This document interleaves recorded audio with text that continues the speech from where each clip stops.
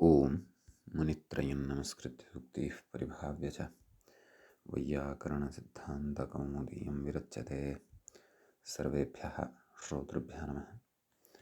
अस्माभिः गतपाठे यद्यत् पठितं तद् एकवारं स्मरामः। वयं वैयाकरणसिद्धान्तकौमुदी इत्याख्यस्य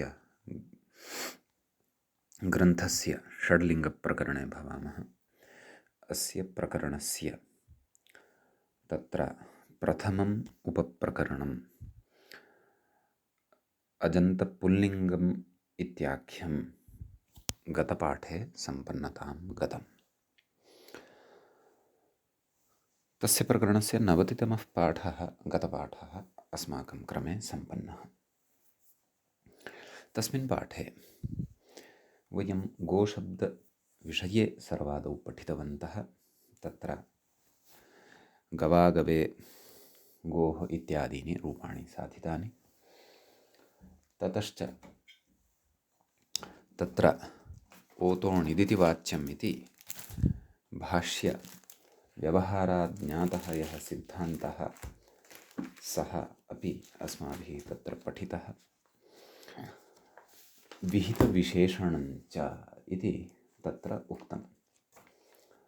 किञ्च तत्र सुद्यौः सुद्यावौ सुद्यावः इत्यादीनां रूपाणां सिद्धिः भवति इति अस्माभिः तत्र दृष्टं। ततश्च ओकारान्तात् विहितं सर्वनामस्थानम् इति विहितविशेषणदानेन इति एतादृशव्याख्यानेन तत्र हे भानो हे भानवः इत्यादिषु मूलतः नाम मूलप्रातिपदिके यत्र ओकारः न भवति, पश्चात् गुणादिना लभ्यते यः ओकारः, गुणेन लभ्यते यः ओकारः, तादृशात् ओकारात् परतः विद्यमानस्य सर्वनामस्थानस्य तत्र प्रत्ययस्य णिदोदभावः तदाश्रिता च वृद्धिर्न भवति इति विहितविशेषणस्य फलम् अस्माभिः तत्र दृष्टं। ततः स्मृतो इति नाम उः स्मृतः येन सह स्मृतोः नैव सह स्मृतौः इति भवति इति तत्र अस्माभिः पठितम्। तत्र स्मृतौः स्मृतावौ स्मृतावः स्मृतां स्मृतावौ स्मृताः इत्यादीनि रूपाणि चापि अस्माभिः साधितानि। ततश्च तत्र ओकारान्ताः इमे शब्दाः अस्माभिः पठिताः। ऐकारान्तेषु शब्देषु तत्र आदौ रायो हलिति सूत्रम् आरब्धं। राः रायौ रायः इत्यादीनि रूपाणि तत्र साधितानि। रैशब्दस्य आकारः अन्तादेशः स्यात् हलि विभक्तौ इति रायो हलि इत्यस्य सूत्रस्य च अर्थः अस्माभिः तत्र दृष्टः। तदनन्तरं तत्र चन्द्रवाचकः ग्लौ शब्दः अपि पठितः। ग्लौः ग्लावौ ग्लावः इत्यादीनि रूपाणि तत्र साधितानि।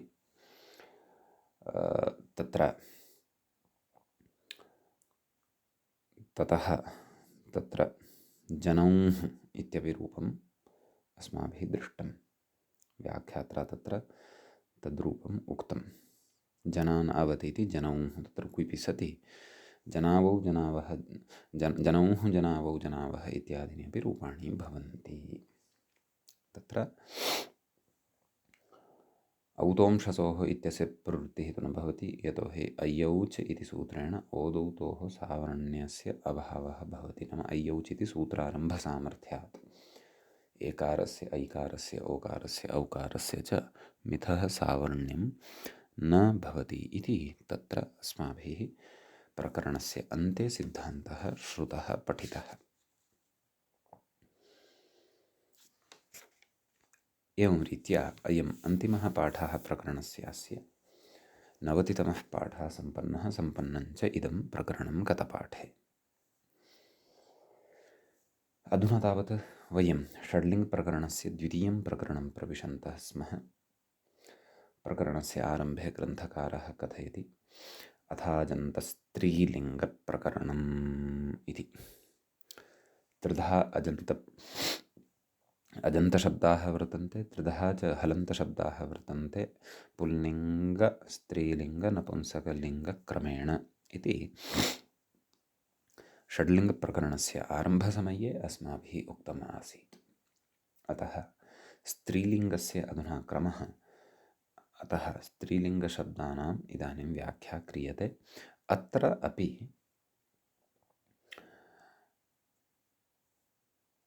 अजन्तानाम् एषा चर्चा इति कृत्वा अच् प्रत्याहारे यथा वर्णाः वर्तन्ते तद्वर्णक्रमानुसारेण एव सर्वेपि स्त्रीलिङ्गशब्दाः व्याख्यास्यन्ते। समीचीनं।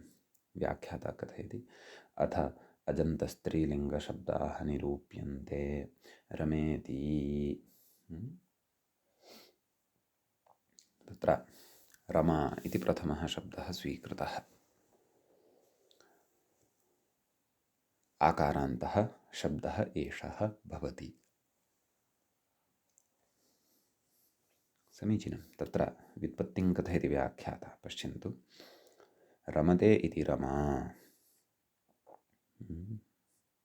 कथयति रमुक्रीडायाम् अयं धातुः भवति पचाद्यचि नाम रमते इति रमा इत्यस्मिन् अर्थे नन्दिग्रहिपचादिभ्यो ल्युणिञ्यचः इत्यनेन सूत्रेण अच् प्रत्ययः विधीयते। पचाद्यचि नाम नन्दिग्रहिपचादिभ्यः ल्युणिनि अच् एते प्रत्ययाः तत्र उच्यन्ते, परन्तु तत्र यथासङ्ख्यमिति नियमानुसारेण अच् इति प्रत्ययः एव भवति।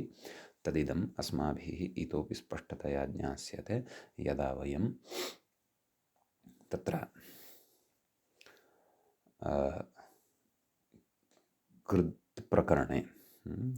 कृत्प्रकरणे कृदन्तेषु यदा वयं तत्र इदं तन्नाम नन्दिग्रहिपचादिभ्यो ल्युणिन्यचः इति सूत्रं पठिष्यामः। तर्हि का स्थितिः जाता अचि सति? रम रम अकारान्तता सिद्धा। अचि इति कृतप्रत्ययः वर्तते, अतः कृत्तद्धितसमासाश्च इत्यनेन सूत्रेण तत्र कृदन्तस्य अस्य तत्र प्रातिपदिकसंज्ञा भवति। प्रातिपदिकत्वात् अधुना अत्र तदेव कथयति अग्रे अजाद्यतष्टाप् इदं सूत्रम् अग्रे स्त्रीप्रत्ययप्रकरणे अस्माभिः पठिष्यते। अजाद्यतष्टाप् कथयति इत्यनेन टाप् प्रत्ययः भवति। रम आ इति स्थितिः जायते खलु। अग्रे कथयति प्रत्ययान्तत्वात् नाम रमा इति सवर्णदीर्घः कृतः रमा इति शब्दः अस्माभिः साधितः। ततः कथयति प्रत्ययान्तत्वात् नाम इदानीं रमा इत्यस्य शब्दस्य अन्ते प्रत्ययः अस्ति, प्रत्ययान्तत्वं वर्तते। अतः कथयति अप्रातिपदिकत्वे अपि नाम प्रत्ययान्तत्वात् प्रातिपदिकत्वम् अस्य अधुना नास्ति। कुतः? अर्थवदधातुरप्रत्ययः प्रातिपदिकम् इति उक्तम्। मूलप्रातिपदिकं यदत्र साधितम् अस्माभिः अच् प्रत्ययान्तं रम इति, तस्य तु प्रातिपदिकत्वम् अस्ति। तस्य प्रातिपदिकत्वे कृत्तद्धितसमासाश्च इति शास्त्रं तत्र प्रमाणं भवति, परन्तु आबन्तः यः वर्तते तस्य तु शब्दस्य तत्र प्रत्ययान्तत्वं खलु सम्पन्नम्। अतः प्रत्ययान्तत्वं सम्पन्नम् इति कृत्वा सः आबन्तः यः शब्दः वर्तते रमा इति, तस्मात् परतः तत्र नाम तस्मात् सुबुत्पत्तिः न स्यात्। एवं खलु, यतः सुबुत्पत्तिः तु प्रातिपदिकात् भवति। अतः कथयति प्रत्ययान्तत्वात् अप्रातिपदिकत्वेपि ज्ञाप्रातिपदिकात् इति ज्ञापोः पृथग्ग्रहणात्। अतएव तत्र ङी ग्रहणम् आप् ग्रहणं च कृतं वर्तते। यतः ङी ग्रहणं, ङी इति प्रत्ययः कश्चन, आप इत्यपि प्रत्ययः कश्चन, अतः ततः अपि सुबुत्पत्तिः अपेक्षिता, यतोहि पदत्वं तस्य सम्पादनीयं, यतोहि सुपि सति पदस्य एव व्यवहारः यथा स्यात् तदर्थं। तर्हि तत्र उच्यते ज्ञाप्रातिपदिकादिति ज्ञापोः पृथग्ग्रहणात्, नाम ङी अपि च आप इत्यनयोः पृथग्ग्रहणात् तत्र आबन्तादपि अस्मात् रमा इत्यस्मात् शब्दात् प्रत्ययोत्पत्तिः भवति। पृथग्ग्रहणात् कथयति लिङ्गविशिष्टपरिभाषया वा स्वादयः, अथवा लिङ्गविशिष्टपरिभाषया तत्र स्वादयः भवन्ति।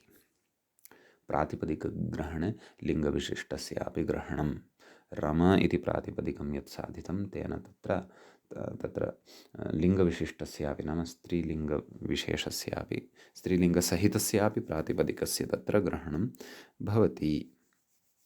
समीचीनम्।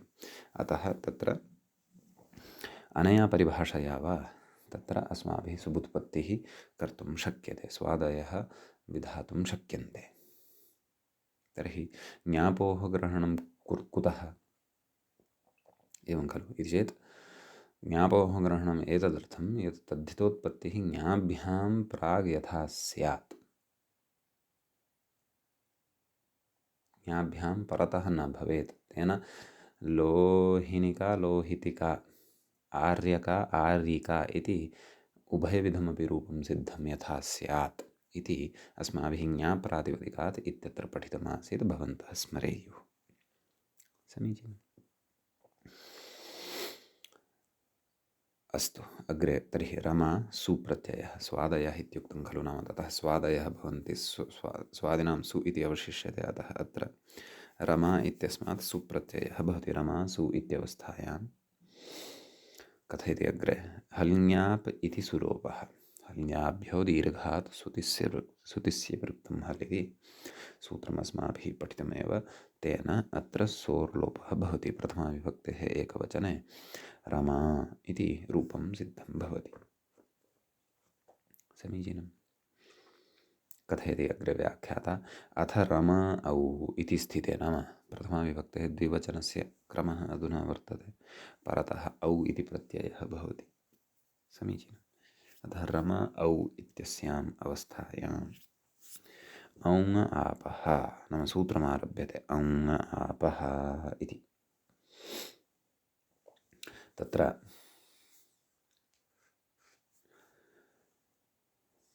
औङः इति प्रथमं पदं भवति, षष्ठीविभक्तेः एकवचनान्तं भवति। आपः इति द्वितीयं पदं भवति, इदं पदं पञ्चम्यन्तं पञ्चमीविभक्तेः एकवचनान्तं भवति। वयं पश्यन्तः स्मः तत्र अङ्गाधिकारे सप्तमाध्यायस्य प्रथमपादस्य 18 इदं सूत्रं तत्र भवति। समीचीनम्। अतः तत्र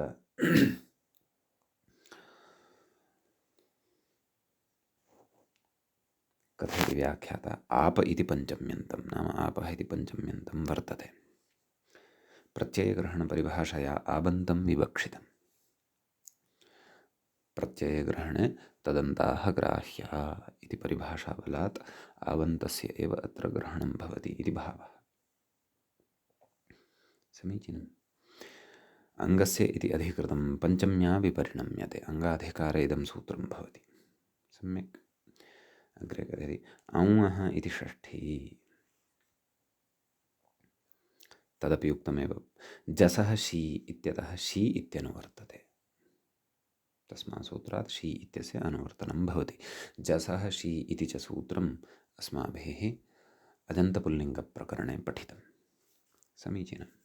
अग्रे कथयति तदाह आबन्तादित्यादिना,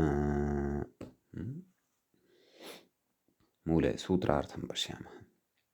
आबन्तात्, आप नाम चाप् टाप् डाप्, टाप् चाप् डाप् इत्येतेषाम् अवशिष्टः यः आप्, तस्यापि आ अवशिष्यते, तत्र विद्यमानस्य पकारस्यापि इति संज्ञा भवति। समीचीनम्। कथयति आबन्तात् अङ्गात् परस्य औङः शी स्यात्, नाम तस्मात् परतः यः औङ् वर्तते तस्य शी इति आदेशः भवति। तर्हि जिज्ञासा जायते, अत्र तु औ अस्ति परतः, औङ् इति तु नास्ति। तर्हि कोऽयम् औङ्, तदेव अग्रे कथयति। औङ् शब्दस्य अप्रसिद्धार्थत्वादाह, नाम सः तथा शब्दः अत्र पाणिनीयव्याकरणे प्रसिद्धः नास्ति, अतः आह किम् औङ् इति मूले पश्यन्तु। औङ् इति औकारविभक्तेः संज्ञा इति व्याख्याता कथयति। संज्ञेति अग्रे कथयति, प्राचां शास्त्रे स्थिता इति शेषः। एषा संज्ञा प्राचीनानां शास्त्रे स्थिता वर्तते। पाणिनेः प्राग्वर्तिनाम् आचार्याणां शास्त्रे अथवा व्याकरणे तत्र औकारविभक्तेः कृते एषा संज्ञा उक्ता वर्तते। अर्थात् प्रथमा विभक्तेः द्विवचनम् औ इति यद् वर्तते, द्वितीया विभक्तेः द्विवचनं च औङ् इति यः वर्तते, तयोः द्वयोः तत्र नैव, प्रथमाविभक्ते द्विवचने औ इति यः वर्तते, द्वितीया विभक्तेः द्विवचने औट् इति यः पाणिनिना व्यवहृतः वर्तते, तयोः द्वयोः औङ् इति नाम प्राचाम् आचार्याणां मते अथवा तेषां शास्त्रे उक्तं वर्तते इति भावः। तर्हि अत्र रमा औ इत्यवस्थायां यः औ वर्तते सः एव तत्र औङ् इत्यनेन अत्र उक्तः वर्तते। तस्य स्थाने, तत्र औङः इति षष्ठी वर्तते, तस्य स्थाने शी इति आदेशः भवति। कथयति व्याख्याता, रमे इति प्रक्रियां दर्शयति। रमा औ इति स्थिते शी भावे, नाम औ इत्यस्य स्थाने शी इति आदेशः भवति। रमा शी। ततः स्थानिवत्वेन प्रत्ययत्वात्, नाम आदौ शी इति आदेशः क्रियते, रमाशी इति स्थितिः जायते। तदनन्तरं स्थानिवद्भावम् आश्रित्य अस्मिन् शी इति आदेशे प्रत्ययधर्मः प्रविष्टः भवति। सम्यक् कथयति, स्थानिवत्वेन प्रत्ययत्वात् लशक्वतद्धिते इति शस्य इति संज्ञायां, यतः प्रत्ययत्वमपेक्षितं लशक्वतद्धिते इत्यस्य सूत्रस्य कृते, कथयति शस्य अर्थात् शकारस्य इतसंज्ञायां लोपे, तस्य लोपः इत्यनेन लोपः भवति। आदुगुणः इति एकारः, आदुगुणः इत्यनेन सूत्रेण तत्र एकारः भवति। समीचीनम्।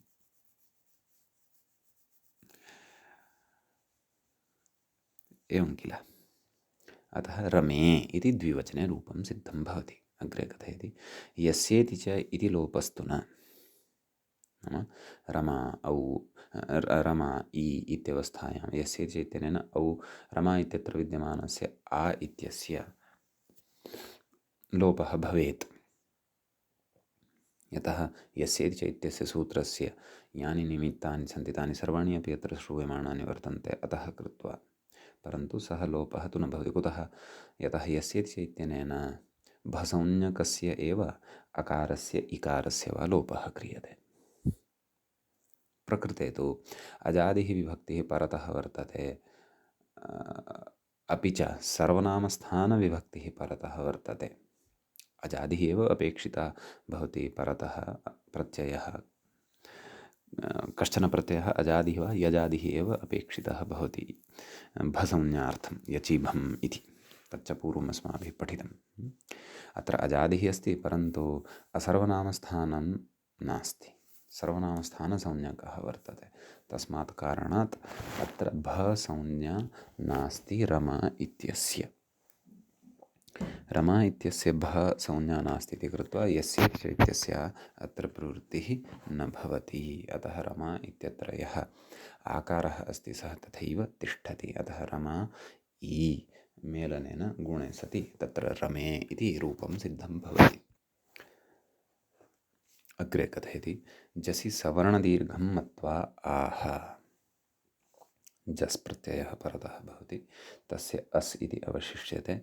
रमा अस् इत्यवस्थायां तत्र अकस्सवर्णे दीर्घः इत्यनेन सवर्णदीर्घः भवति। रमास् सस्य ऋत्वे विसर्गे सति रमाः इति रूपं च तत्र सिद्धं भवति। सम्यक्। अग्रे कथयति पूर्वसवर्णदीर्घस्तु न भवति। नाम अत्र पूर्वसवर्णदीर्घः न भवति। कुतः?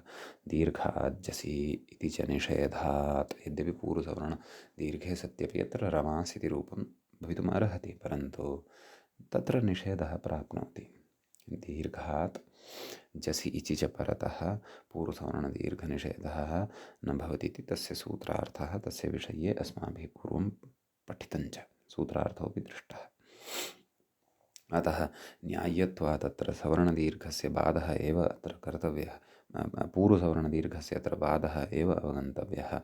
सवर्णदीर्घस्य एव च अत्र अस्माभिः सम्प्राप्तिः दर्शनीया। समीचीनम्। इति प्रथमा विभक्तिः सम्पन्ना आकारान्तस्त्रीलिङ्गशब्दस्य अस्य। इदानीं सम्बोधनविषये व्याख्यात्रा तत्र उच्यमानं वर्तते।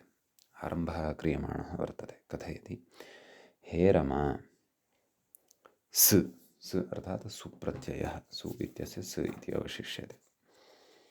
एवं किल। हे रमा स् इति स्थिते सम्बुद्धौ च तत्र सूत्रम् आरभ्यमाणं वर्तते। सम्बुद्धौ च इति। अत्र सम्बुद्धौ इति सप्तमी विभक्तेः एकवचनं भवति। च इति अव्ययपदं भवति। वयं पश्यन्तः स्मः सप्तमाध्यायस्य तृतीयपादस्य षडुत्तरशततमं सूत्रं भवति इदं। तत्र व्याख्याता कथयति बहुवचने झल्येत् इत्यतः एत् इति। अपि च आङिचापः इत्यतः आपः इति च अनुवर्तते। बहुवचने झल्येत् इति सूत्रं पूर्वं पठितम्। आङिचापः इति अग्रे पठिष्यते। समीचीनम्। अतः आपः इति ततः अनुवर्तते। तदाह आपः इत्यादिना। आपः तत्र षष्ठी विभक्तिः वर्तते। समीचीनं। मूले पश्यन्तु। आपः एकारः स्यात् सम्बुद्धौ इति।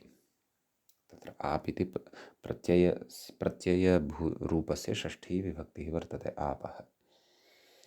अतः प्रत्ययग्रहणे तदन्ताः ग्राह्याः। समीचीनम्।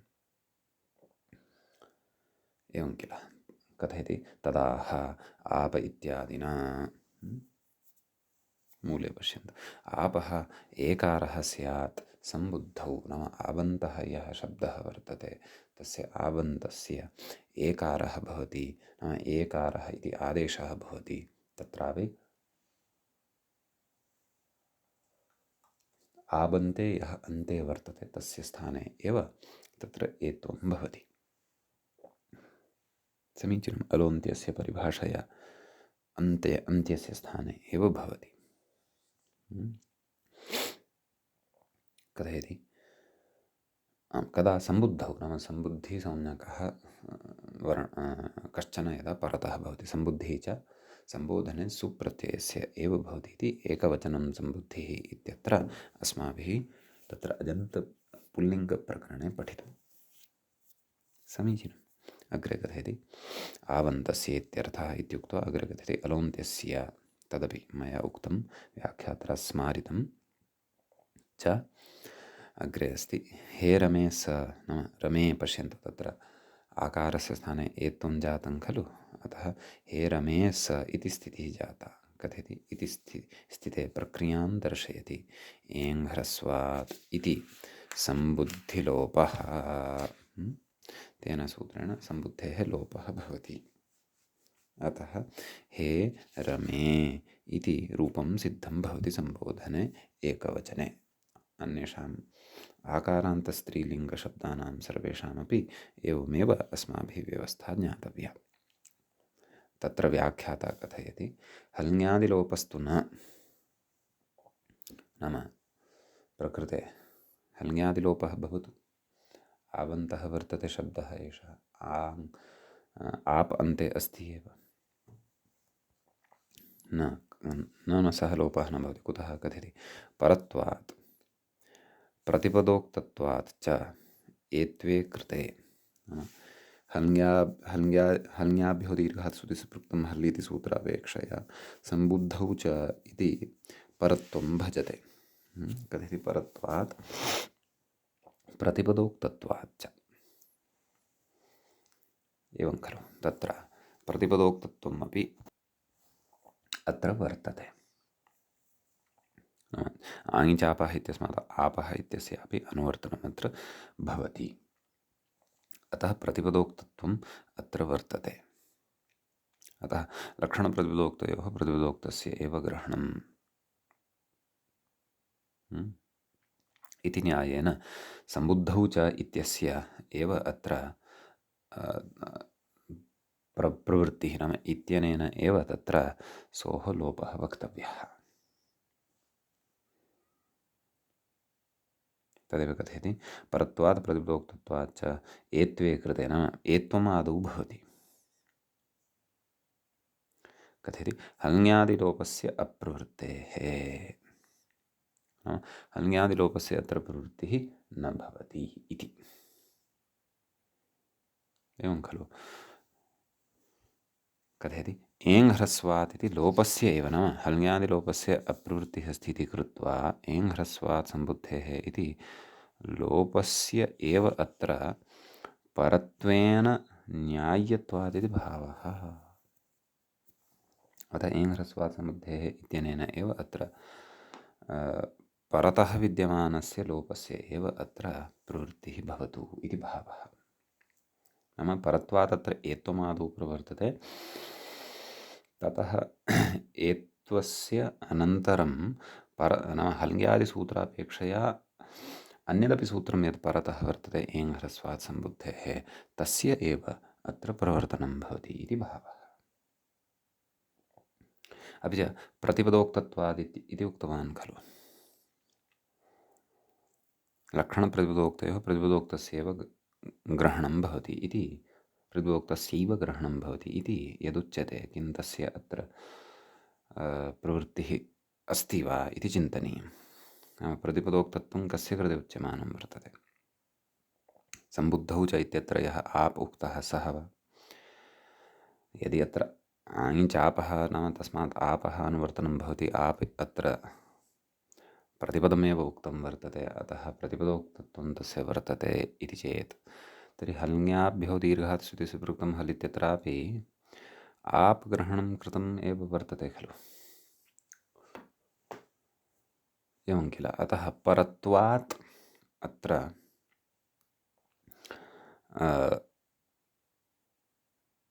आदौ एत्वमेव प्रवर्तते इति अवगमनं स्फुटं जायमानं वर्तते। प्रतिपदोक्तत्वकथने अत्र स्वारस्यं तु द्रष्टव्यं।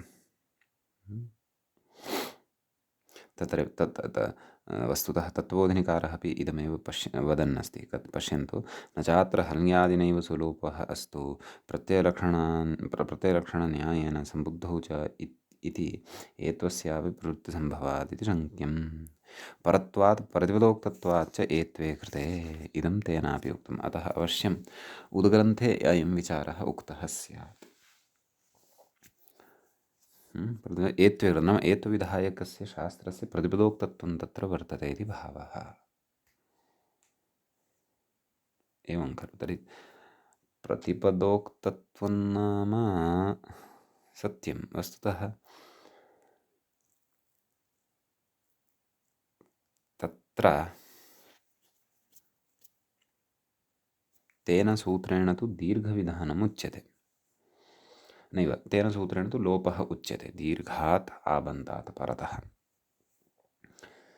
एतेन तु तत्र आप् यः वर्तते तस्य स्थाने एत्वम् उच्यते, अथवा आबन्तस्य अन्ते यः आकारः वर्तते तस्य स्थाने एत्वम् उच्यते। अतः आञ् चापः इत्यतः आपः ग्रहणम् अत्र प्रतिपदोक्तत्वं भजते, अतः तस्यैव अत्र ग्रहणं कर्तव्यम् इति अत्र विवक्षा स्यात् इति अहं चिन्तयामि। हल्ङ्यादिसूत्रस्य तु प्रतिपदोक्तत्वं नाम तत्र विद्यमानस्य आपः प्रतिपदोक्तत्वं किम् अत्र न सङ्गतं भवति, तत्र इतोपि चिन्तनम् अपेक्षितम् इति भावयामि। अथवा उद्ग्रन्थे तत्र कः विशेषः उक्तः स्यात् इति अत्र द्रष्टव्यम्। समीचीनं। सद्यः एतावान् विषयः तु अत्र स्पष्टः एव अस्ति, यत् परत्वात् अत्र आदौ एत्वमेव प्रवर्तते। हल्ङ्यादि इति सूत्रं तु पूर्वत्वं भजते। समीचीनं। तस्मात् प्रकृते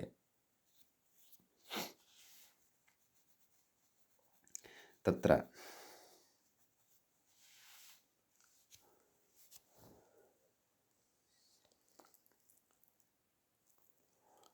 नाम आदौ एत्वं भवति, तदनन्तरम् एङ्घ्रस्वासमुद्धेः इत्यनेन एव तत्र लोपः कर्तव्यः सोः इति कश्चन विचारः अत्र उक्तः। द्विवचने हे रमे, नाम प्रथमाविभक्तेः द्विवचनवदेव अत्रापि रमे इति रूपं भवति। बहुवचने हे रमाः, तत्र प्रथमाविभक्तेः बहुवचने यथा रूपं साधितं तद्वत् सम्बोधनप्रथमा बहुवचने अपि समानमेव रूपं, नास्ति तत्र परिवर्तनम्। समीचीनं। ततः तत्र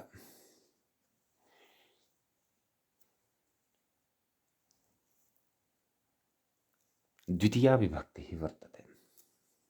तस्य प्रथमं तस्य एकवचनस्य रूपं मूले उक्तं रमाम् इति, तत्रैव व्याख्याता इङ्गितं कुर्वन् अस्ति रमामिति। तत्र रमा इति शब्दः भवति, तस्मात् अम् इति प्रत्ययः भवति। रमा अम् इति स्थितिः जायते। रमा अम् इत्यवस्थायां तत्र कथयति व्याख्याता रमा अमिपूर्वः इति पूर्वरूपम्, एतेन पूर्वरूपं भवति रमा अम्। पूर्वपरयोः स्थाने आ इत्येव भवति, रमामु इति रूपं सिद्धं भवति। पूर्वपरयोः नाम रमा इत्यत्र विद्यमानस्य आकारस्य अम् इत्यस्य च यः अ वर्तते, तयोः द्वयोः स्थाने आ इति रूपं पूर्वस्य यद् वर्तते तदेव भवति इति भावः। ततः तत्र अग्रे कथयति, नाम द्विवचने औङः शीभावे आदुगुणं मत्वा आहा रमे इति, यथा प्रथमाविभक्तेः द्विवचने रूपं साधितम् एवं खलु। औङ आपः इत्यनेन अत्र विद्यमानस्य औट् इत्यस्य स्थाने अपि शी इति आदेशः, तस्य इ अवशिष्यते। रमा इ, ततः तत्र गुणः भवति रमे इति रूपं पूर्वदेव अत्रापि सिद्ध्यति। बहुवचनस्य रूपं मूले प्रदत्तं वर्तते रमाः। शस् इति प्रत्ययः भवति, तस्य अस् अवशिष्यते। तत्र पूर्वसवर्ण दीर्घस्तु न भवति, निषेधः भवति। नैव पूर्वसवर्णदीर्घः तत्र भवत्येव यतः तत्र दीर्घाजसि च इति न प्रवर्तते। समीचीनं। सः निषेधः अत्र न प्रवर्तते, सः प्रथमा बहुवचने तु प्रवर्तते। समीचीनं। ततः तत्र व्याख्याता कथयति स्त्रीत्वादिति इङ्गितं करोति। मूले पश्यन्तु किं स्त्रीत्वान्नत्वाभावः, स्त्रीलिङ्गस्य एषः विषयः भवति, स्त्रीलिङ्गात् विहितः एषः शस् भवति इति कृत्वा अत्र नत्वं न भवति। केन? तस्मात् छसो नः पुंसि इत्यनेन, यथा रामान् इत्यादिषु विहितः तद्वत्। कथयति व्याख्याता शसि रमा अस् इति स्थिते पूर्वसवर्णदीर्घे रमास् इति जायते। पूर्वसवर्णदीर्घे सति कृतपूर्वसवर्णदीर्घात् परत्वे अपि, नाम अयं सकारः यः वर्तते सः कृतपूर्वसवर्णदीर्घात् परतः वर्तते। कथयति तथापि तस्मात् छसः इति नत्वं स्त्रीलिङ्गत्वान् न भवति इत्यर्थः। तस्मात् छसो नः पुंसि इत्यनेन नकारः अत्र सकारस्य स्थाने न भवति।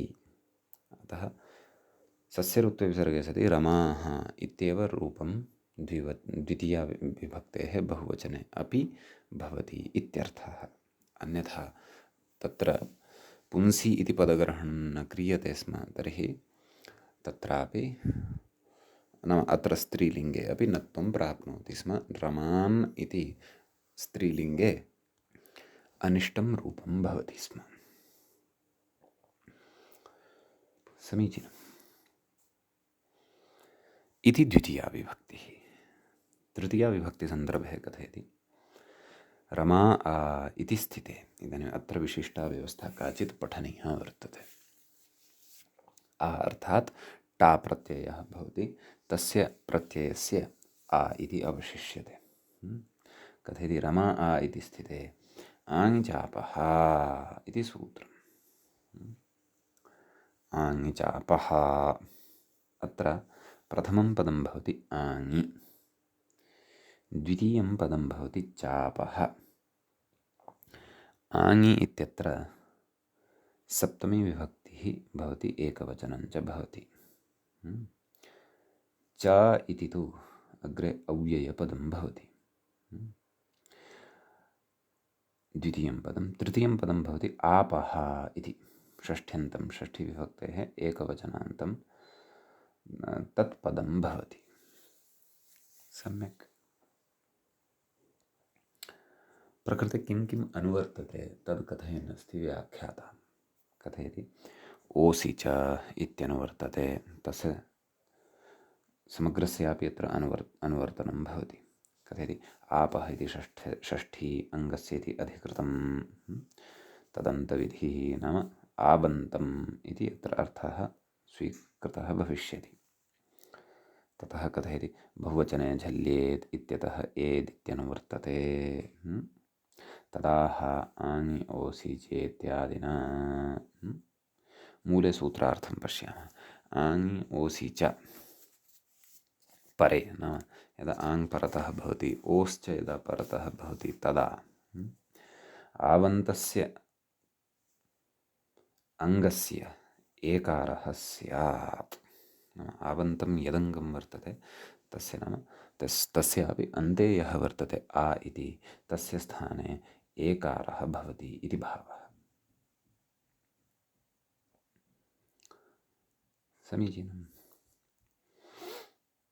इति सूत्रस्य अर्थः। कथयति आङ् इति टा संज्ञा प्राचाम् इत्युक्तम् इति पूर्वम् उक्तं। क्व आङ्गोना स्त्रियां हरिण इति रूपसाधनवेलायाम् उक्तं। नाम आङ् इति टा संज्ञा, नाम टा इत्यस्य नाम भवति प्राचाम् आचार्याणां मते इति। समीचीनम्। अग्रे कथ्यते अलोन्त्यस्य एत्वे अयादेशे इत्याह रमया इति। रमा आ इत्यस्य एत्वं जातं केन? आङिचापः इत्यनेन।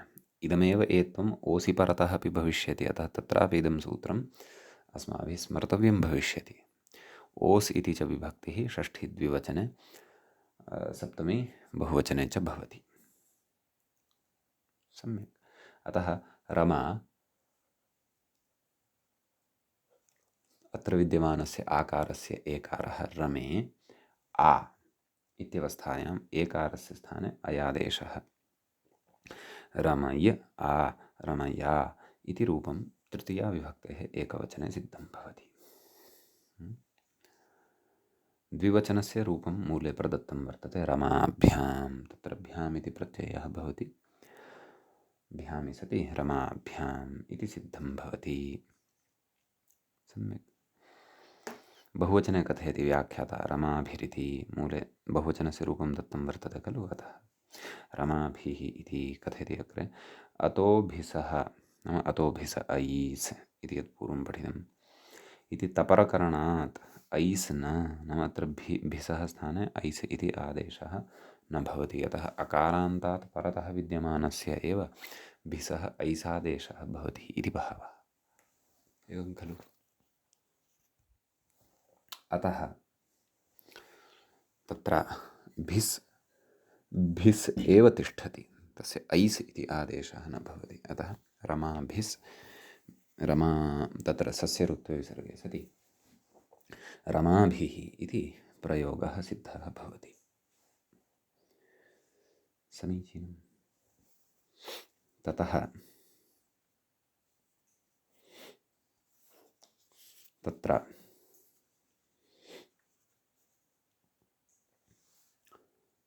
तृतीया अपि सम्पन्ना। इदानीं चतुर्थ्याः क्रमः वर्तते। चतुर्थ्यामपि आकारान्तेषु सन्ति केचन विशेषाः, ते अधुना अस्माभिः पठनीयाः वर्तन्ते। कथयति रमा ए इति स्थिते, ए अर्थात् ङे इति प्रत्ययः, तस्य ए इति अवशिष्यते। समीचीनम्।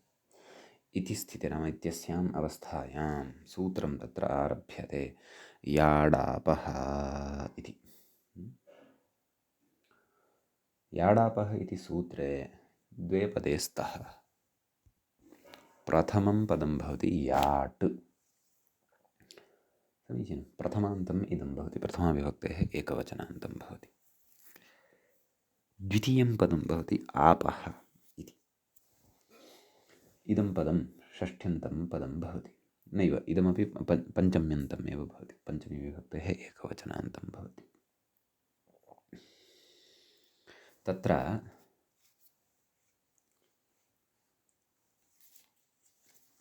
कथयति व्याख्याता आप इति पञ्चमी।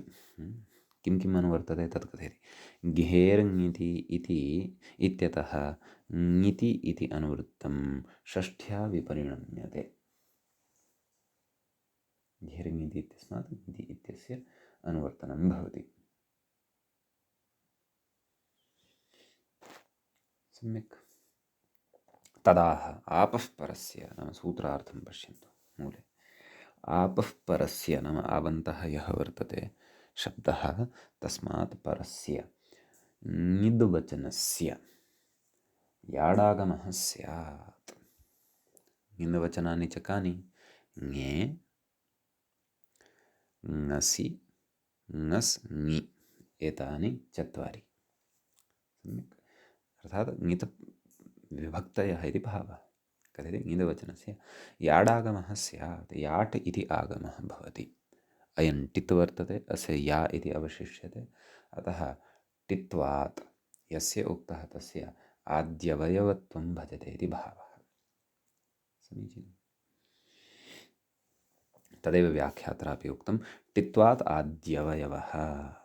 समीचीनं। ततः परतः तत्र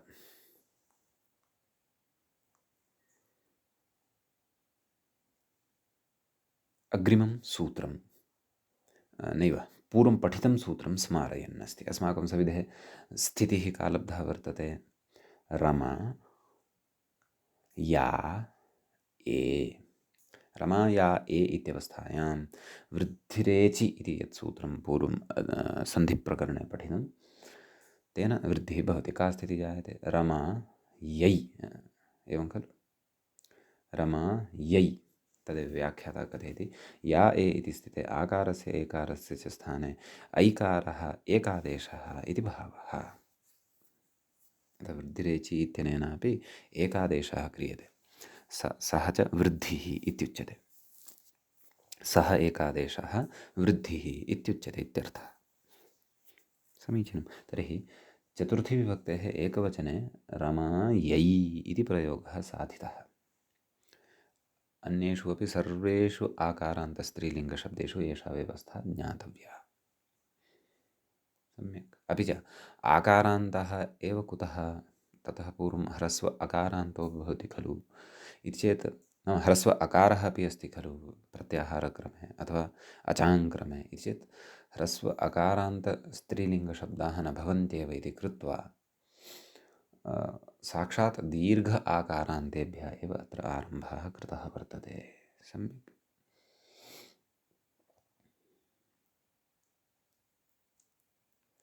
ततः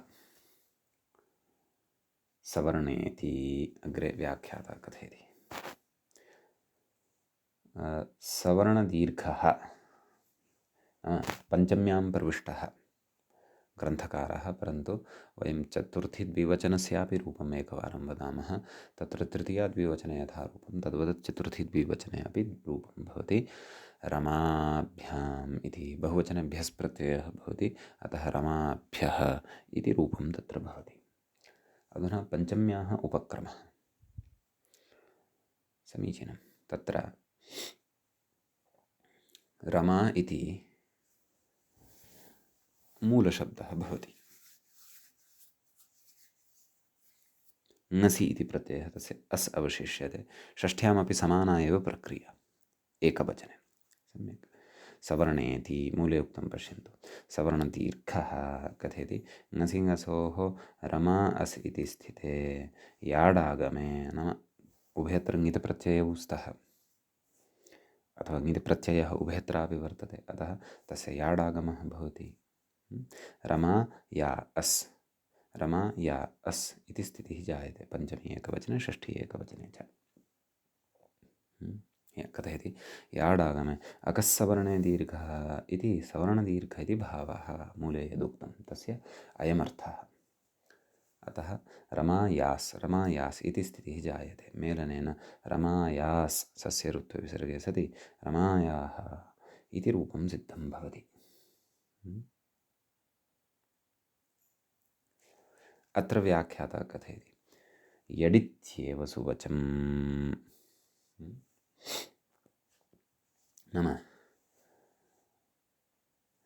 यडापः इति कथयति चेदपि अपेक्षितानि रूपाणि सिद्ध्यन्ति। याडापः इति वक्तव्यमिति नास्ति। यड् इत्यस्यापि तत्र यकाराकाररूपः सङ्घातः यः भवति सः आगमत्वेन उच्यताम्। चतुर्थीविभक्तेः एकवचने अपि रमा य ए तथापि वृद्धिः भविष्यत्येव खलु। रमा यै अपि च य ए इत्यवस्थायाम् अतो गुणे इत्यनेन पररूपं तु न वक्तव्यं। कथयति अग्रे व्याख्याता। अतो गुणे इति पररूपं तु न, अन्यथा यकारोत्तरवर्ती यः अकारः वर्तते ए इति च यः वर्तते तस्य पररूपं स्यात् चतुर्थ्यां। तत्पररूपमपि तत्र न भविष्यति। कुतः? अकारोच्चारणसामर्थ्यात्। नाम अत्र अकारः उच्चारितः तदुच्चारणसामर्थ्यात्। यतः पररूपमेव यदि अपेक्षितं तर्हि अकारोच्चारणं न क्रियेत, तत्र य इति व्यञ्जनमात्रं पठ्येत।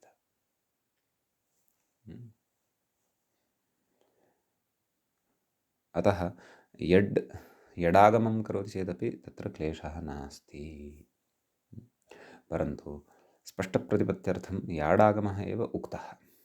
अतः व्याख्यात्रा इदं यद् अयं यः पक्षः उपस्थापितः सः नाङ्गीकर्तव्यः इति मम मतिः। वा न वा?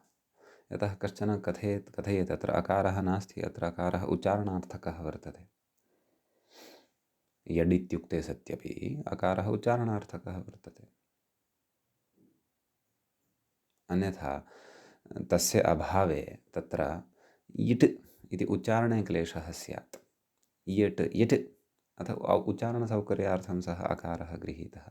अतः उच्चारणसामर्थ्यात् तस्य पररूपत्वस्य प्रवृत्तिः या वर्तते सापि तथा न युज्यते। आम्, परन्तु यदि इदं प्रकारान्तरं भाष्ये उक्तं तर्हि तु कदाचित् अङ्गीकुर्मः, परन्तु भाष्ये न उक्तं, केवलः एषः व्याख्याता एव तथा कथयन् अस्ति, तर्हि तन्न अङ्गीकर्तव्यं। तर्हि तु याड् इत्येव सुवचम् इत्येव वक्तव्यं वस्तुतः। भवतु। तर्हि तत्र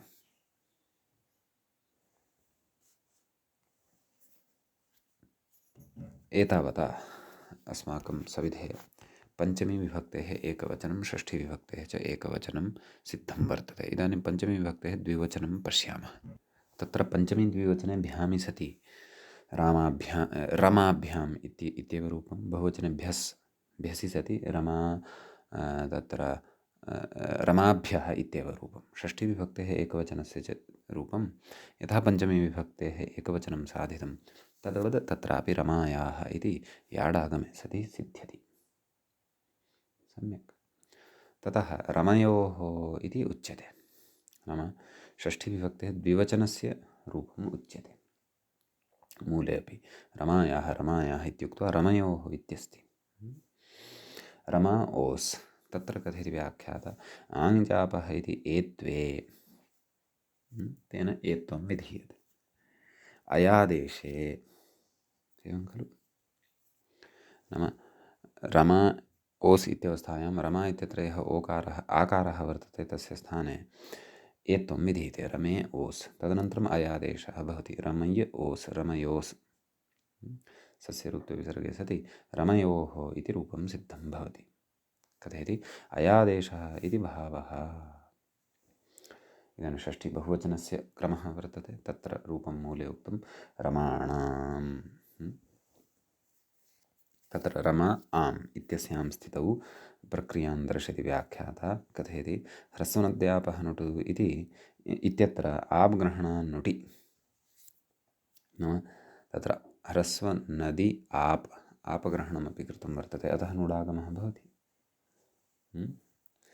ततः रमा न आम् रमानाम् इति स्थितिः जायते कथयति पर्जन्यवल्लक्षणप्रवृत्त्या नाम इति दीर्घे नाम आदौ एव रमा इत्यत्र दीर्घः वर्तते तथापि नामी इत्यनेन दीर्घः अत्र पर्जन्यवल्लक्षणप्रवृत्त्या प्राप्नोति समीचीनं पर्जन्यवल्लक्षणप्रवृत्तिः प्रायः पूर्वं क्वचित् चर्चिता वा इति भाति तथापि वदामि यतः अग्रे अग्रे बहुत्र एतत् श्रोतुं लप्स्यते पर्जन्यवत् लक्षणप्रवृत्तिः भवति पर्जन्यवल्लक्षणम् इति परिभाषा अपि अस्ति नाम रमा नाम् इत्यत्र आदौ एव दीर्घः वर्णः आ इति अस्ति तर्हि तस्य दीर्घविधानार्थं आदौ एव दीर्घः वर्तते अतः नामी इत्यनेन सूत्रेण तत्र दीर्घं कृत्वा किं प्रयोजनं व्यर्थं खलु सूत्रम् इति चेत् तथा न पर्जन्यः अर्थात् मेघः तत्र वृष्टिपातं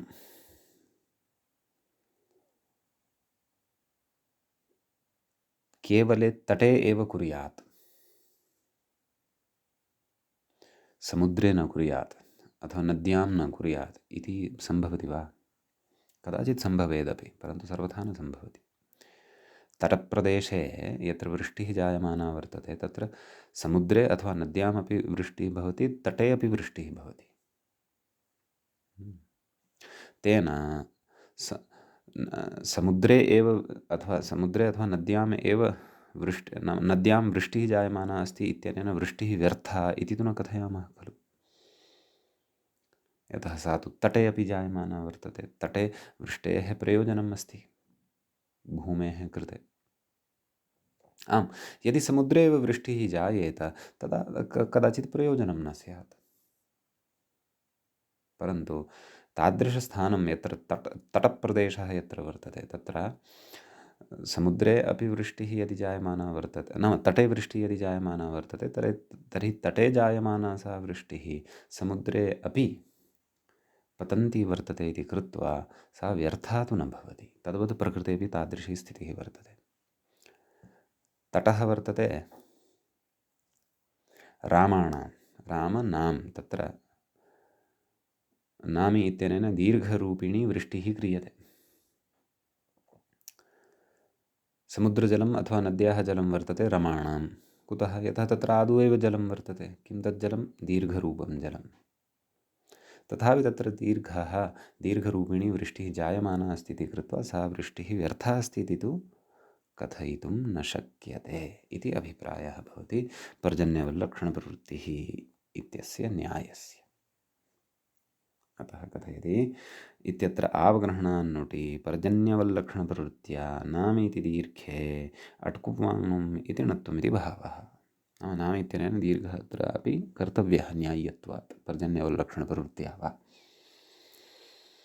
ततः अट्कुमाङ्नुं व्यवायेऽपि इत्यनेन सूत्रेण तत्र णत्वं भवति रमाणाम् इति रूपं षष्ठीविभक्तेः बहुवचने सिद्धं भवति। सम्यक्। सप्तमीविभक्तेः एकवचनस्य रूपं तत्र मूले उच्यते रमायां व्याख्यात्रा तत्र इङ्गितं कृतं रमायामिति। कथयति रमा इति स्थिते प्रक्रियां दर्शयति। ङि प्रत्ययः भवति सप्तमीविभक्तेः एकवचने, अतः तस्य इ अवशिष्यते इति वयं जानीमः। रमा इति स्थिते ङेरां नद्यां नीभ्यः इत्यामादेशे तेन सूत्रेण आम् इति आदेशः भवति। कस्य? ङि इत्यस्य स्थाने रमा, यतः ङे आप नदी नी एभ्यः परतः ङि इत्यस्य आम् इति भवति इति ङेरां नद्यां नीभ्यः इत्यत्र अस्माभिः पठितम्। अतः रमा आम् इति स्थितिः जाता। सम्यक्। कथयति याडागमे सवर्णदीर्घः इति भावः। एवं खलु, याडापः इत्यनेन याडागमः क्रियते। का स्थितिः जायते? रमा या आम् इत्यवस्थायां या आम् इत्यनयोः सवर्णदीर्घः भवति, रमा याम् इति रूपं सिद्धं भवति। तावदेव। कथयति न विभक्तौ इति मस्य नेत्वं। नाम ङि इत्यस्य स्थाने यः आम् इति विहितः तस्य मकारस्य इतसंज्ञा न भवति। कुतः? न विभक्तौ तु स्मः। आमि अपि स्थानिवद्भावेन विभक्तित्वं वर्तते इति कृत्वा। समीचीनम्। अतः एकवचनस्य रूपं रमायाम् इति सिद्धं भवति। द्विवचने तावत् यथा षष्ठीविभक्तेः द्विवचने रूपं साधितं रमयोः, तद्वत् अत्रापि रमयोः इति रूपम् ओसि परतः तत्र आङिचापः इत्यनेन एत्वे सति अयादेशे सति सिद्ध्यति। बहुवचने सुप् इति प्रत्ययः भवति, तस्य सु इति अवशिष्यते रमासु रमासु। अर्थात् रमासु इत्यवस्थायां रमासु इति प्रयोगः सिद्धः भवति इति भावः। अग्रे कथयति ग्रन्थकारः मूले एवं दुर्गादयः, नाम दुर्गा, लता, सीता, पाचिका, क्रीडिका, धाविका, महिला, नायिका, मापिका, एते सन्दर्शिका, एते सर्वेपि शब्दाः रमाशब्दवदेव अस्माभिः ज्ञातव्याः। एतेषु रमाशब्दवदेव व्यवस्था अस्माभिः द्रष्टव्या। समीचीनं। तर्हि रमाशब्दस्य सिद्ध्यर्थं पश्यन्तु अस्माभिः क्रमशः औङ् आपः सम्बुद्धौ च आङिचापः याडापः इत्येतानि सूत्राणि पठितानि। सम्यक्। अग्रे किं कथिति व्याख्याता इति पश्यामः। इदानीं सर्वनामशब्दानां, नाम आकारान्तस्त्रीलिङ्गशब्दः यदि सर्वनामशब्दः कश्चन वर्तते तर्हि तत्र का व्यवस्था इति कथयति। अग्रे कथयति सर्वशब्दात् टापि सर्वाशब्दः, नाम सर्वशब्दः यः तत्र सर्वादिगणे प्रथमः एव शब्दः अस्माभिः पठितः, तस्मात् स्त्रीत्वविवक्षायां टाप् प्रत्ययः विधीयते, सर्वा इति शब्दः सिद्धः भवति। टापि सति तस्य आ अवशिष्यते। सम्यक्। सवर्णदीर्घे सर्वा इति लभ्यते। कथयति सोऽभिप्रायेण रमावत्। प्रायशः तस्यापि सर्वाणि रूपाणि रमा शब्दवदेव भवन्ति। परन्तु कथयति ङित्सु याडापः इति प्राप्ते, ङित्सु परेषु तत्र तेषां ङितां याडापः इत्यनेन याडागमः प्राप्तः, परन्तु सर्वनामशब्दात् परतः याडागमः नापेक्षितः। अतः तत्र विशिष्टः कश्चन आगमः आरभ्यते, याडागमस्य अपवादरूपः अग्रिमसूत्रेण। तच्च सूत्रम् अग्रिमपाठे अस्माभिः पठिष्यते। अद्यतनपाठः अत्रैव उपसंह्रियते। मुनित्रयं नमस्कृत्य उक्तिः परिभाव्य च वैयाकरणसिद्धान्तकौमुदीयं विरच्यते। एवञ्च तत्र अजन्तस्त्रीलिङ्गप्रकरणस्यास्य प्रथमः पाठः अस्माकं क्रमे सम्पन्नतां गतः। नमः सर्वेभ्यः श्रोतृभ्यः।